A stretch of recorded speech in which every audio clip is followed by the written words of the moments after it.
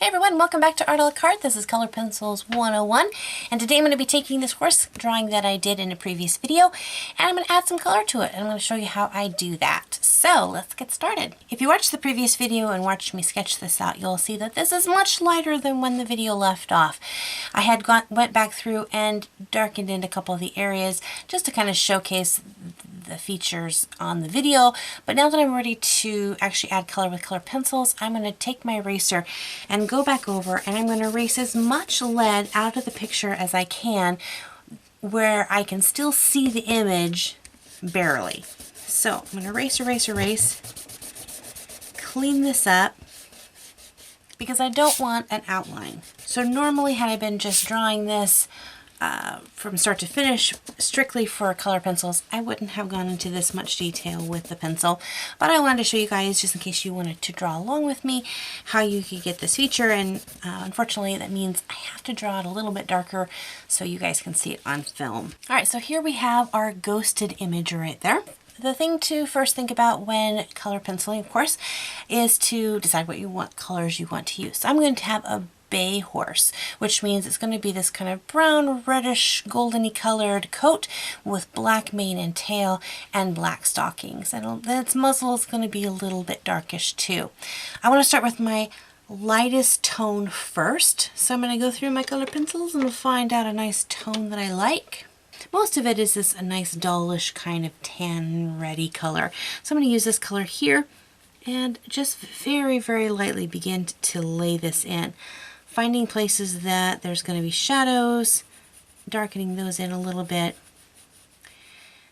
And really, I can't teach you this step by step because this is all instinct for me. Just drawing and going, okay, here's the muscle with here. You know, just remember that if you want to push things back, they're going to be a little bit darker. If you want to pull things forward, it's going to be lighter in shade.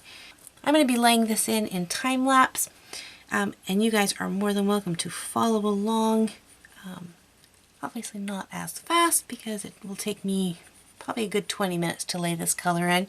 So feel free to still pause the video at any point in time that you need to catch up, or you need to just spend a little time adding in that detail, but you can kind of see where I'm going to add in my shadows.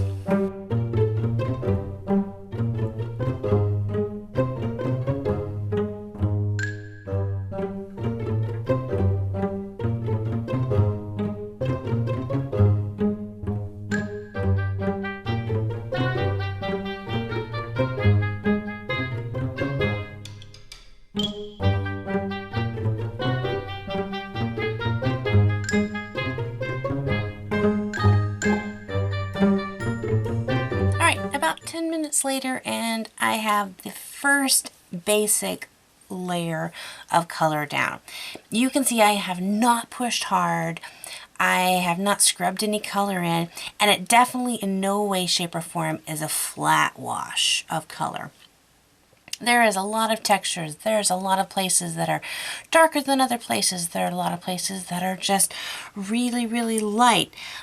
There are shadows. There are shines and all this. If after your first wash your horse is one solid color, you're going to have a very flat looking horse. So you want to see all of these different grades of shades and colors in here. This is what's going to build up your 3 dimensions, especially if you're wanting to make this look like a very, like a realistic drawing. You don't want anything to ever be flat. And this is just the first. We're going to have layer upon layer upon layer on this. That's why I'm doing a lot of this in time lapse, because this would be a 3-hour video, which, there are a few of you who said, yeah, I will totally watch a 3-hour video. But for the most part, I don't think a lot of us have time to sit down and watch 3-hour videos. Especially where I cannot talk because I'm too busy going, what am I doing? Okay, this here, that there. You'll see there's very little outlining. I did do a little bit right here to kind of fill this in, but this part here is going to be so much in shadow that you're not going to see that. When you're doing realistic drawings, you want to stay away from any kind of outlining as possible. You want to blend things out. The only time you're going to want to come up with a really sharp edge is when you want to define an edge. So from here to here, I want to define this. So I have a line here to define it, but as I begin to work in my shadowing, you're going to see that I'm going to gradient out from here out. So yeah, it's just it is a lot of work, a lot of time, but you're going to find it's totally worth the effort. So now that I have this reddish in here, now I'm going to go in and start adding in a little bit more of my brown. So I'm going to take a nice little brown right here. And again, going over and blending my colors and begin to build that up as well.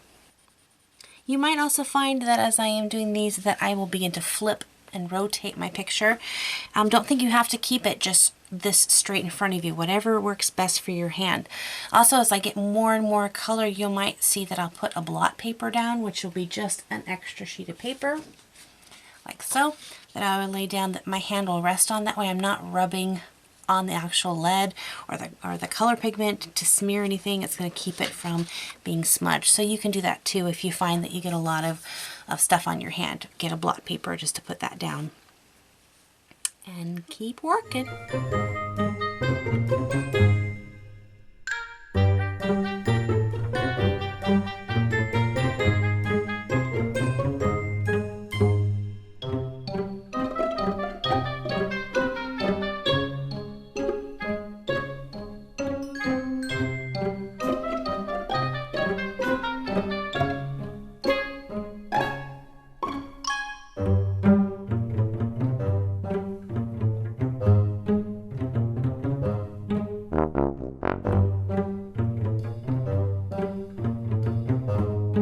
At this point, as you're going along, don't be afraid to start introducing all the colors. Don't think you have to go and just take this pencil and go all the way through, and then the next pencil and go all the way through. Some artists will take just one spot and they'll make it absolutely perfect, and then they'll move on to the next spot. Whatever flows for you. So I have a whole wide selection of different colored pencils that I'm going to be using, but I'm not going to limit myself to, just these pencils. If you want to use blue or purple or whatever color, have fun with your picture. Make it your own, but also remember to be watching for your shadows and your highlights as you're pulling those out. Also watch out for directional lines. Don't get so fast where you just want to cover the whole thing and you're just, going across really fast and you have that line. So you'll see that in places I'm just putting in those little tiny circles as I'm going through. And that's because I want to create that non-directional texture. So little tiny itty bitty circles to do that. And then don't be afraid to get really, really dark. And don't be afraid to keep those super lights. And if you're not positive, if it's too much light, just leave it. Keep working on it because you can always add more color and tone your lights down, but you can't really bring them back. So save your lights for a rainy day. Save your lights for, as long as you need to until you're certain what you want to do with them. Also, you can begin adding in the main color, adding in the blacks that you want to do. There's no step by step, you have to do it this color, then this color, then this color, and this spot, then this spot, then this spot. Just take a deep breath, put on some good music, have fun.